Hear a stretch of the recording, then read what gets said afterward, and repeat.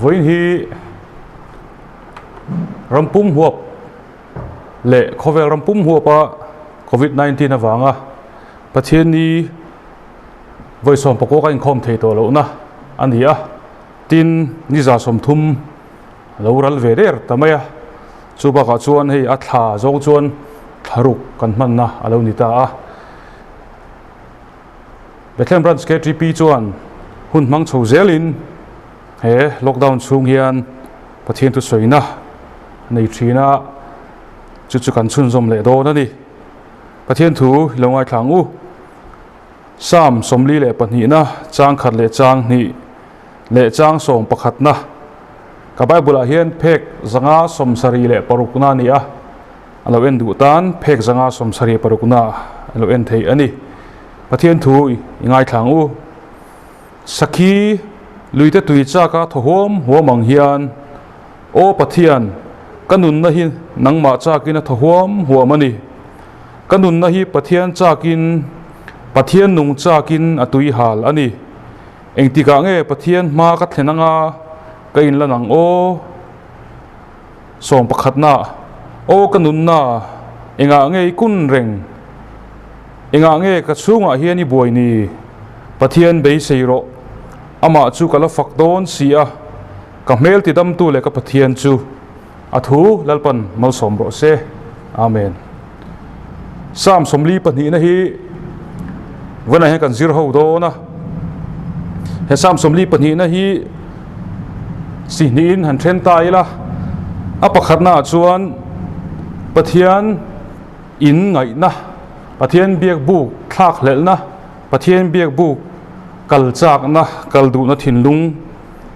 ani nga adot le a chuan har sat na wanga pathian kan ngai na pathian kan mamo na ani tel don ani chu vena hian kan soi tur ani do na hei kan sia ta ang khan sakhi chuan lui te tui chakin a tho huam thin ani ti kan chia ani chu tiang chi chuan ke ni mi hring te po hi pathian chakin pathian nung chakin kanom thin ani he sam somli le pani na hi mimalin pathian polna nan mangna sem ema zuda ta khan nampum har sanang point aman thei angai thei ni nan ngai ani hela hi pathian polnan mi nan mangna sa min hela he sam somli le pani na hi pathian polnan nasatakin nan mang ani he sam ziek tuina soita ang khanin sakhi chuan lui te tui chakin a tho khuam huamati ang khan ram hnuya kala sakhi tla tuin turam mulawa ti chuan akala to pa chuan lui te tui amuta chu lui te chu an mu chuan a thawa hom azonga azon nu chuan a mua chu mi azon ma chuan a thawa mu mang khan kan nun na hian pathian nung ni a chak ani a thawom hom ni tin alo ziek ani helai thu a hian pathian hi kan mammo ani ti hi kan sik chian a thain ka ria pathian mammo lo kan om lo ni kan zong vek sa khotinin pathian kan zong vek ani amaro chu kan pathian hi pathian dik tak pathian nung ani a Israel te hianin pathian hian thchiang em a pathian nung ti om je chu pathian ro pui soina nia omei lo minung ti na ni chuan kan pathian biak hi an nung ani ti hi a chiang hle ani pathian hian a mangai na kan chunga lan tira a fa pai so Krista mangin chu mai na chu aron zo tirani chu mai na chu pathian min mangai na chu keima ni a alo thleng ta pathian kha min mangai rengot ta sela ke nin mangai let ve lo ta ila mangai na king bai mangai na kim lo ani don ni chumi ni wang chuan pathian kan mangai let ve ngaya min mangai du pathian ani wangin pathian kan mangai let ve ngai ni chuwang chumi pani chu akal kop turani akal kop nge turani nupa inkara te una winkara te ingai zong inkara te po chu in thlak lelna om lo chuan abuai vek thinani Christian labu number san hi somsari pakata hian Reverend F.W. Savage sa pupa hianin Pathian la thatak mai alo phua chu chang tin tar tin abula hian ni tin lalpa ka duwa che ti adani ni tin lalpa ka duwa che awan chiang takeo Pathian hi ni tin darkar tin minute tin Pathian hi aduni asoi thaden dena akai khom chu ni tin lalpa ka duwa che ti tho ni chu kan du na te chu kan in riat tira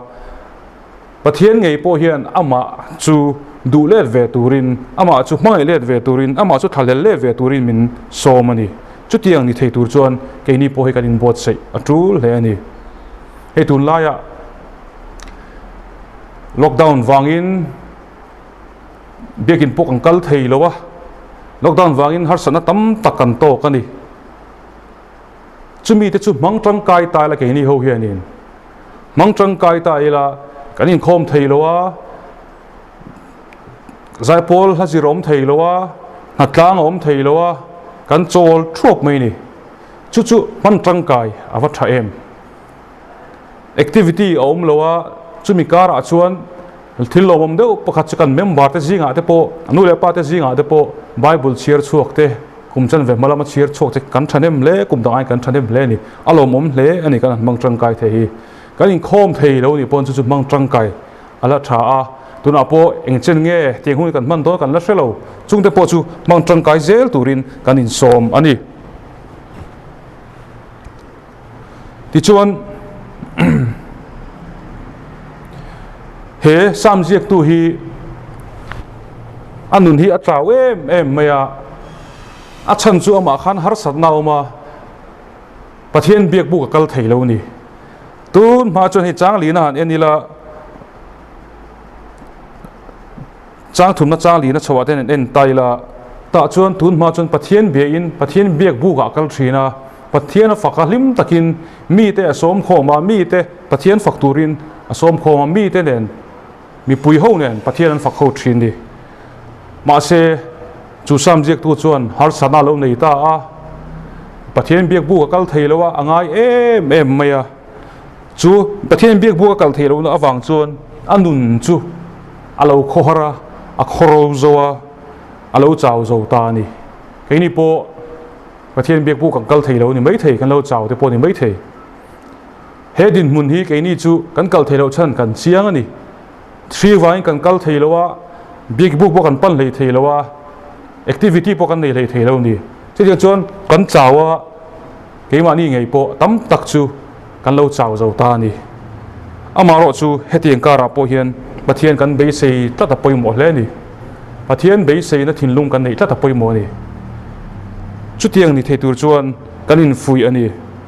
he samjiak tu hian Pathian be sei tura a in fui la hian Pathian tran puina le chandam na a chang mai lo chuwang chuan anu na boy hle ni samsomli pathumna pumpi khan an share thlaula arilu boy je te bokan mu thei ome chuwang chuan he thila hian a boy em maya har satna tam tak mar satna na men lo ato kani an soi na sakhoba chang sarina a phei chuan a har satna chu ti hian a soya tuiluang ri dur le tuiluang chak tak in suri troi in a soi ni a har satna hi a har sa om hle mai kan ria thiam pui phak ba kani amaro chu ta hian a beidong mai lo har satna in vir pil ma sela Pathian a bei sei tata Pathian bei sei na ala nei tata ne har satna hi in tan siat sam na tum lowa chu har satna chu ne nge ya tumani Pathian wanga ne nge tumani chulai chu abung khatna Pathiana in ngai na lai kan sei lai chu ni ta sel adot le chuan har satna wanga Pathian ngai na hi om thei khom mi hringa hian kan siat that tuma te kan siat tuma te thil tam tak har satna kan tok thei ni kan tok na se em mi hring te poin he samjek tu po hian do tu te nan lo do wa an lo soi chia ming kha ti bor bang ni lo man lo soi chia chung te wang chun har satna ato kani then khat chuanin khongai I Pathian le ti ten an lo chal boka chuwang chun har satna na men lo ato kani an soi chia har satna atok na sele ani amaro chu tiang kara chuan sam jek tu chuan beidon atum lo ni beidon atum lo pathian chu abei sei tata pathian ngil nei na chu alam hudo ni ti hre da wangin chu ngil nei na chu pathian fakna hlamangin alam hudo ni ti ashia chu abei sei tata ni ke ni pon chu tiang tur chuan kan bei sei na pathiana kan nei tlat achul hle ani mi hring chuan kan din huna zirzelin rem chana kan lei thiam ani rem chana lei thiam piang te an hloting thin kununa point kan tharau nun te po hetiang boruak kara hian rem chana kan lei thiam phot chuan pathian kan nei zelanga pathian kan hma na lo zual zelanga pathian ne na kan in pol na po pathian kan thlak lelna pathian kan du na po lo zual zel lo ani chu tiang tur chu ke ni po hi in bot seila thai kan thria ka se ta ang khan hasana tok ania la kiang turin angen amar chu abe dong lo ni ke ni po hi tuna hasana kan tok me ka ni chu harsana chu ne lo ila kan to me do ni chu harsana chu kan ne thei ani ti kan thia ta thai ka ria pathian nung hi kan chak huam atulani pathian hian keimani po hi min thadela keimani po hi min thadel em ani chuwang chu keini po hin pathian nung hi kan chaka pathian ne na kan in tuk lu hi atul tak setani o pathian o kan nunna inga nge ikun reng inga nge ka chunga hian ni boini pathian be seiro ama chu kala fak don sia atini chuwang chu keini po hin pathian ni be sei tlatangu pathian hi thalelangu ni tinlalpa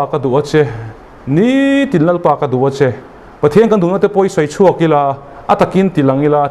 tilang huamila chu tiang tur chuan keini po hian kan bei atulani khodur alo oma chu khodura chuan ni lo lang lo ni amaro chu khodur chu akian huna chuan ni eng alom thin di keimani nun thewa khohorna khodurna heng te po hi alo lo mang tuna po kan tok mai thei chumi to ta chuan ni eng hun thar thazok hun duam zo alo thleng don ni ti hria kan malam dei seina nei chunga ke kan pe na pathian nung chaka keimani ngei po hi kan oma pathian kan chak huam theina turin athu kan siar te le kan soite alpan mal som ro se amen.